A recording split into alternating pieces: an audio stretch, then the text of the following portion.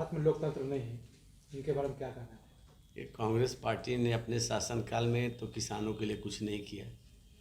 जब नरेंद्र मोदी की सरकार ने किसानों की आय को दुगनी करने के लिए कई क्रांतिकारी कदम उठाए तो विपक्षी पार्टी के लोग बगुला भगत बने हुए हैं।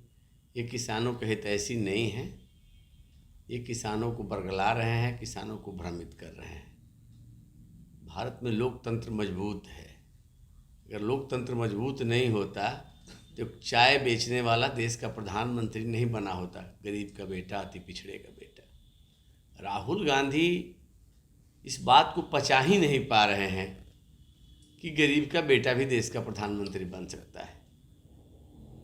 उन्हें लगता है कि एक ही परिवार के लोगों को इस देश में प्रधानमंत्री बनने का हक है। और देश की जनता ने 2014 में, 2019 में लगातार नरेंद्र मोदी ने विश्वास व्यक्त किया, उनको प्रचंड बहुमत दिया, उनको विपक्ष का दर्जा के लायक भी नहीं छोड़ा कांग्रेस पार्टी को। तो इस बात को पचा नहीं पा रहे हैं, इसलिए लोकतंत्र से उनका विश्वास डिग रहा है। जब वो सत्ता में रहते हैं तो लोकतंत्र ठीक है, जब वो चुनाव जीतते हैं तो लोकतंत्र मजबूत रहता है, जब चुनाव हारते हैं तो चुनाव आयोग बेईमानी करने लगता है, ईवीएम गड़बड़ी पैदा करने लगता है। लोकतांत्रिक संस्थाओं में विश्वास जताना हर लोकतांत्रिक पार्टी का कर्तव्य है, लेकिन ये लोग लगातार देश के लोकतंत्र को कमजोर करने का प्रयास कर रहे हैं। कभी विदेश में जाके साजिश रचते हैं, चुनाव आयोग को, ईवीएम को, देश की स्वायत्त संस्थाओं पर अंगुली उठाते रहे हैं। देश में लोकतंत्र है, देश में लोकतंत्र मजबूत है, परिपक्व है, और दुनिया की कोई ताकत भारत के लोकतंत्र को कमजोर नहीं कर सकता, उसको खत्म नहीं कर सकता।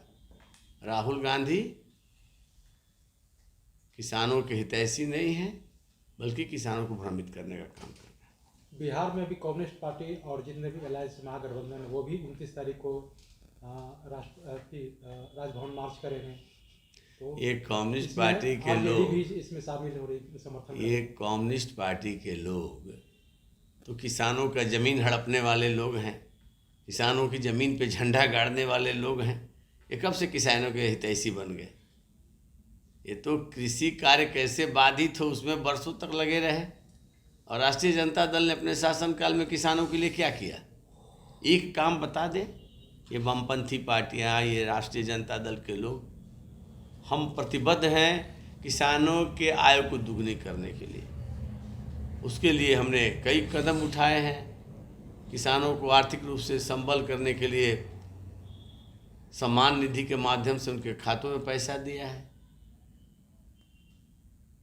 एमएसपी को लागत का 1.5 गुना निर्धारित किया है और उनकी आय दुगनी हो उस दिशा में हम आगे बढ़ रहे हैं।